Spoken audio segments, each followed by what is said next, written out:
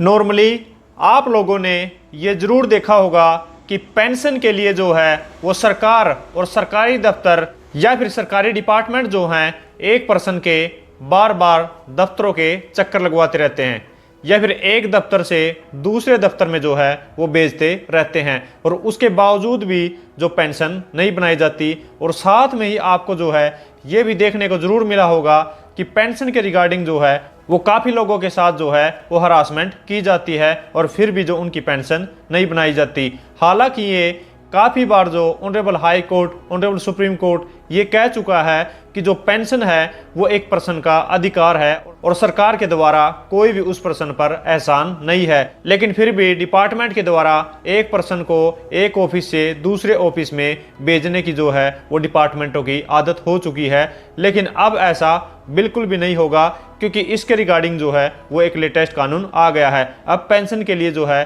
किसी भी पर्सन को दफ्तरों के चक्कर नहीं काटने पड़ेंगे। सो फ्रेंड्स, जानेंगे आज की इस वीडियो में क्या है वो लेटेस्ट कानून जो कि पेंशन के रिगार्डिंग आया है। सो फ्रेंड्स, मैं हूं एडवोकेट मोहित और आप देख रहे हैं हमारा चैनल लीगल अटैक। अगर आपने ये चैनल अब तक सब्सक्राइब नहीं किया तो चैनल को सब्सक्राइब कर लीजिए क्योंकि लॉ से रिलेटेड बहुत ही बढ़िया कंटेंट इस चैनल पे आने वाला है। सो फ्रेंड्स, बिना किसी देरी के चलिए वीडियो शुरू करते हैं।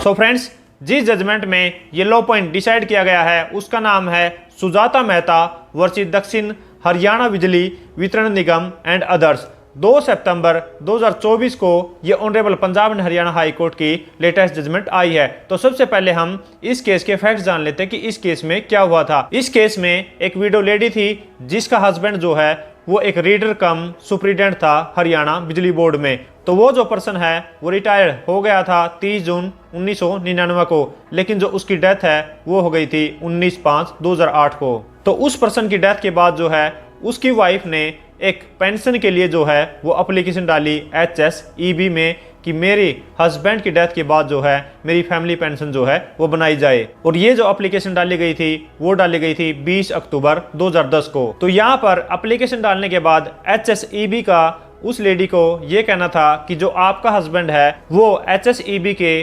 फाइब्रिकेशन से पहले ही रिटायर हो चुका है और जो अब HSEB है वो 4 विभाग में बढ़ चुका है। तो आपकी यहाँ पर जो ये एप्लीकेशन है वो मेंटेन नहीं करती है, तो आपको दूसरे डिपार्टमेंट में जाना है। और उस लेडी को ये बोला गया कि आपका जो अविभाग है वो है HVPNL जो कि आपके पेंशन के रिगार्डिंग डीलिंग करता है, तो आपको वहाँ पर जाना है। तो इस पेंशन के रिगार्डिंग जो है वो लेडी काफ़ी विभाग में घूमती रही और काफ़ी अफसरों से भी जो है वो बिजली डिपार्टमेंट के मिलती रही कि मेरी जो है वो फैमिली पेंशन बनाई जाए। लेकिन उस लेडी की जो है वो फैमिली पेंशन 2020 तक नहीं बनाई गई और जो उसकी पेंशन है वो बनाई गई 24 जुलाई 2020 को। और वो भी जो उसकी पेंशन ग्रांट की गई थी वो की गई थी बिना किसी इंटरेस्ट के, जबकि उसने 2010 में अपनी पेंशन के लिए अप्लाई कर दिया था, लेकिन 2020 में सिर्फ उसको पेंशन दी गई, उसके अलावा कोई भी इंटरेस्ट उसको नहीं दिया गया। और दूसरी तरफ बिजली विभाग का ये कहना था कि इसमें हमारा कोई भी फॉल्ट नहीं है, इन्होंने जो है वो गलत डिपार्टमेंट में एप्लीकेशन दी है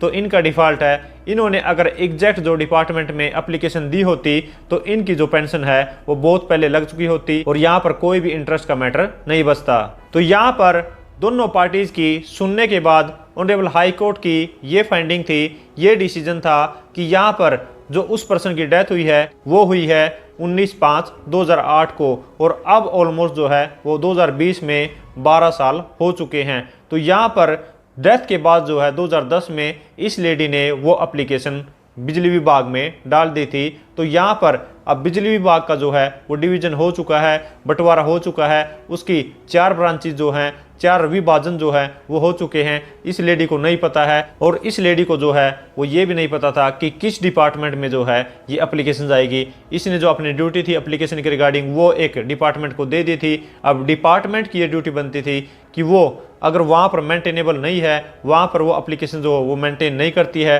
तो उस एप्लीकेशन जो है वो कंसर्न डिपार्टमेंट को ट्रांसफ़र करे। लेकिन यहाँ पर उसकी एप्लीकेशन को कोई भी फॉरवर्ड नहीं किया गया और इस लेडी को जो है वो इधर से उधर ऑफिसों के चक्कर काटने पड़े। साथ में ही ऑनरेबल हाई कोर्ट ने ये भी कहा कि इवन की यहाँ पर डिपार्टमेंट को जो है उस लेडी का ध्यान रखना चाहिए था कि उसके हस्बैंड की जो डेथ हो गई है और उसकी एम्प्लॉयमेंट के रिगार्डिंग कोई भी सवाल नहीं है, तो यहाँ पर डिपार्टमेंट को खुद ही जो है वो पेंशन जारी कर देनी चाहिए थी। और साथ में ही कोर्ट का ये भी कहना था कि जो पेंशन है वो सिर्फ स्टैचुरी राइट नहीं है, वो साथ में ही एक कॉन्स्टिट्यूशनल राइट भी है। और इस बात को कहते हुए ऑनरेबल हाई कोर्ट ने एक जजमेंट का सहारा भी लिया जिसका नाम है देवकीनंदन प्रसाद वर्सेस स्टेट ऑफ बिहार, जो कि ऑनरेबल सुप्रीम कोर्ट की है। तो यहाँ पर ऑनरेबल हाई कोर्ट ने ये डिसीजन देते हुए ये कहा कि 2008 से लेके जब उस पर्सन की डेथ हुई थी और जब ये पेंशन डिसाइड हुई है तो उस टाइम से लेके अब तक 6% इंटरेस्ट के हिसाब से इस लेडी को 3 महीने के अंदर अंदर डिपार्टमेंट को देना होगा।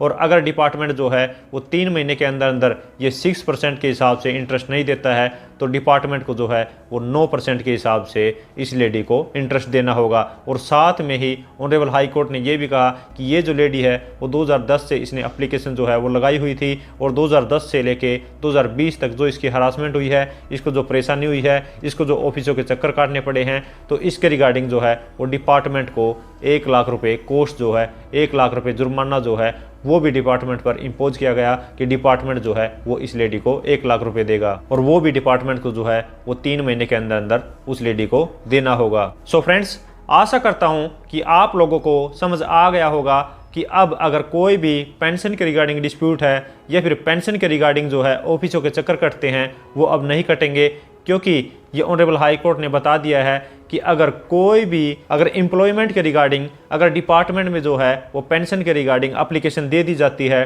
तो वो अब उस डिपार्टमेंट की ड्यूटी बनती है कि उसको रेलेवेंट जो है या फिर कंसर्न डिपार्टमेंट जो है उसके पास ट्रांसफ़र करे या फिर फॉरवर्ड करे, जिससे कि पेंशन के रिगार्डिंग जो है कार्रवाई आगे शुरू की जा सके। सो फ्रेंड्स, आशा करता हूं कि इस वीडियो से आपको कुछ सीखने को मिला होगा और अगर ये वीडियो आपको अच्छी लगी तो लाइक कीजिए, शेयर कीजिए और अगर आपने ये चैनल अब तक सब्सक्राइब नहीं किया तो चैनल को सब्सक्राइब कर लीजिए, क्योंकि लॉ से रिलेटेड बहुत ही बढ़िया कंटेंट इस चैनल पे आने वाला है। सो फ्रेंड्स, इस वीडियो में इतना ही, मिलते हैं नई वीडियो में नए किसी लीगल टॉपिक के साथ। तब तक के लिए thank you so much, bye bye.